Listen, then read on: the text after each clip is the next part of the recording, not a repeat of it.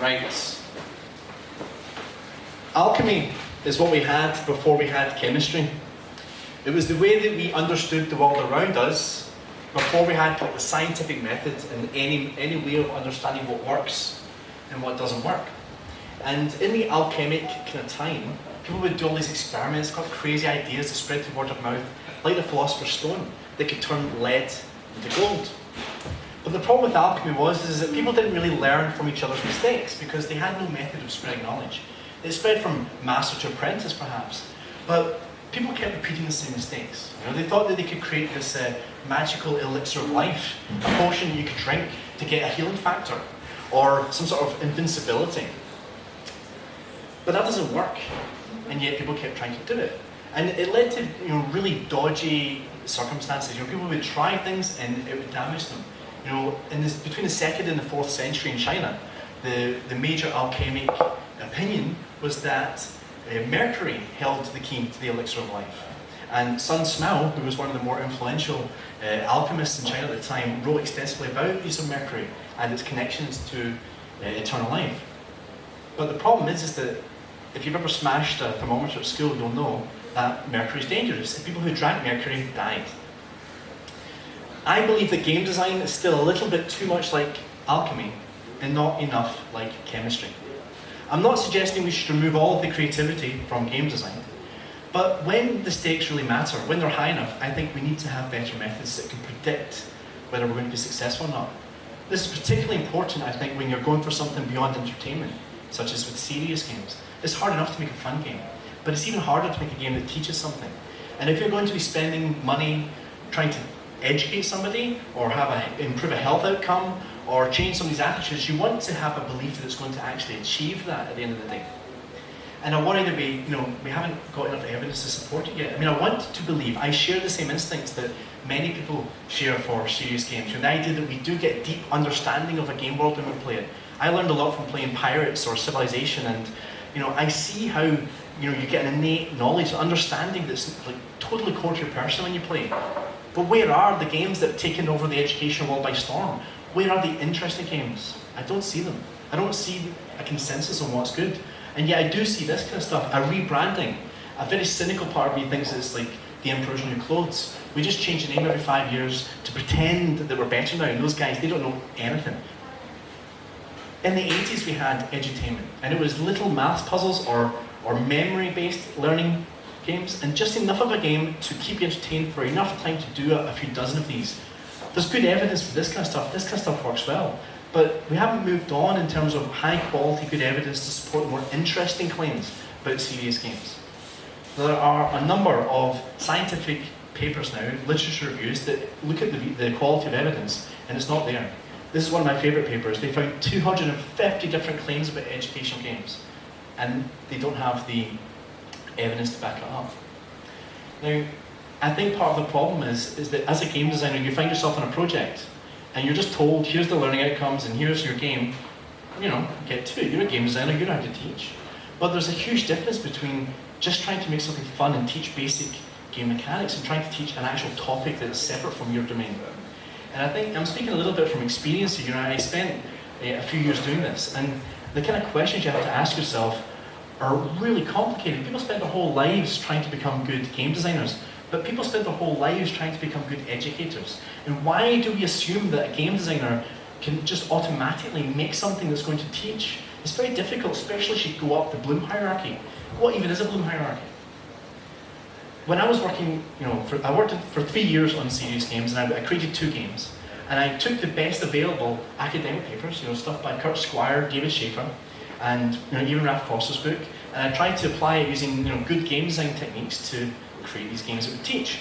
But the models are too high level, they don't really apply when you get down to the day-to-day job of designing game content. This game is a sort of Phoenix Wright ripoff, and instead of being a detective murder mystery, it's like a bacteria and spreading and trying to figure out what went wrong. And it's based on an idea called problem-based learning.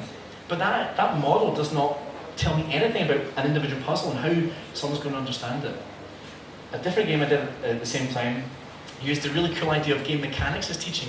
We don't really learn through tutorials. We learn by doing it in a game. You learn by practicing it. And I took that idea and put it in this game. And it should have worked. It should be a slam dunk But we evaluated it, we did a proper evaluation, thousands of people playing it, and we found only 3 out of the 21 things we were trying to teach were actually successfully taught. That's a bad result. No teacher would be happy with that result. So what my research is focusing on now, what I'm trying to do now, is bridge the gap between academia and day-to-day game design.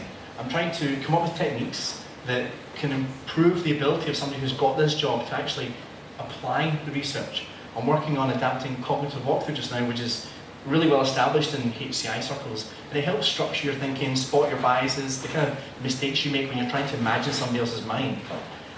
I'm looking for people to help me evaluate this kind of stuff. The next step is to actually improve the body of evidence, figure out what works, share it, establish a base of good evidence, so that every game designer doesn't have to learn the hard way that drinking mercury kills. I had that timed really well. Hey!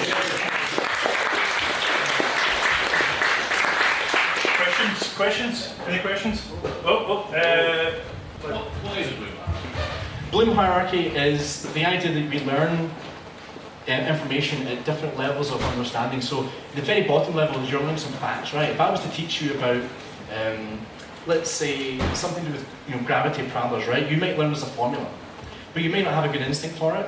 And then as you go up, you're able to debate it. And then the further higher up you get, the more deep understanding, right? So the very top is the expert kind of wisdom knowledge. Now we all see the potential of games to do that. When you play a game, you know it inside out by the end of it.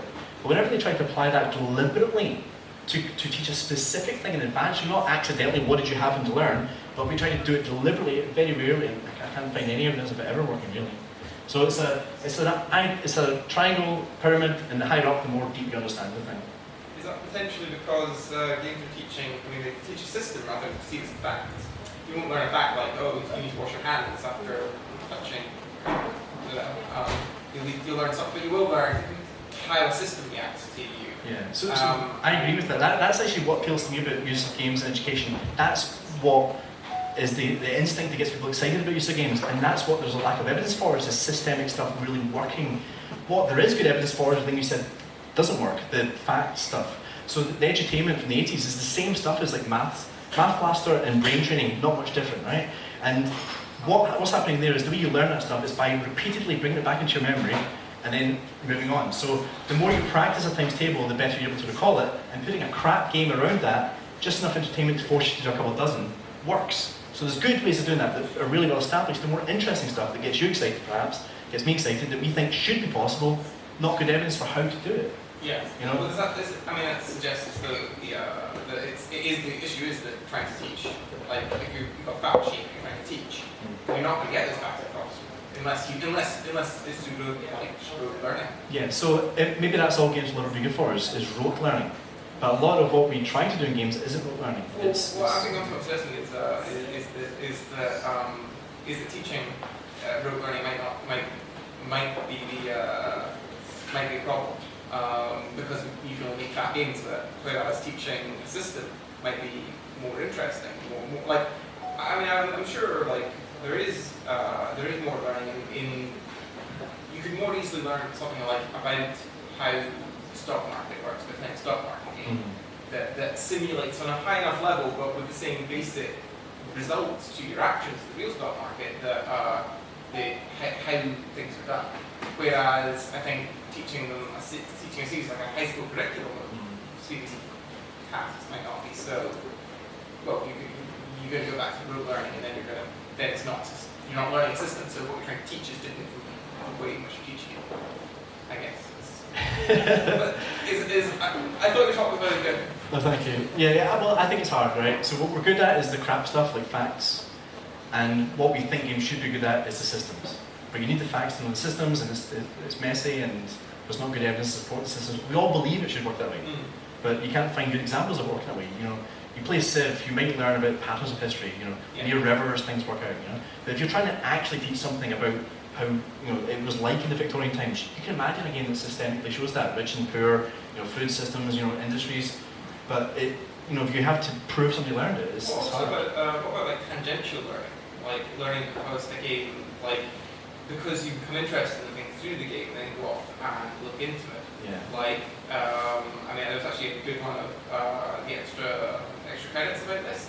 That was talking about how many people know. The great example was how many people know what the Sephiroth is from Kabbalism, because Final Fantasy is a character after it. I think that was one of the strongest things I've seen about game learning, because actually, there's lots of bits of like history or politics or geography that I know because I played games with world maps and had to learn that stuff. And that stuff is definitely like there's stuff I definitely only learn from games in those spaces. And I think that's probably the strongest stuff that sort of personal level that I've seen from that. Yeah, there's different uses of games. There's the use of games as a contextual hub. So you use Guitar Hero to teach about Scottish geography. The game is sort of getting you excited about the fantasy of visiting local towns. And then you've got what you're talking about, which is like how I got interested in. I learned all the ports in the Caribbean through playing Sapphire Civ. I would not know anything about Caribbean history. It wasn't the fact that I got interested because of Civ Pirates. But again, you're learning facts there. So it's you're learning the names of things and where they are physically. It's harder to find good evidence. But in particular, I agree with what you're saying. I know we need to kind of move on. I agree with what you're saying in terms of the tangential stuff. But if you were to try to deliberately be teaching something, it's not. You wouldn't want to put all your money on hopefully getting somebody excited enough to go and read it in their own time because But that's the thing you need to go. We should talk about this. Oh, absolutely. Let's do a half. Yeah, I'm going to like to do one PechaKucha. No, you can do 10 if you want. Cheers. Thank you, Dave. Dave.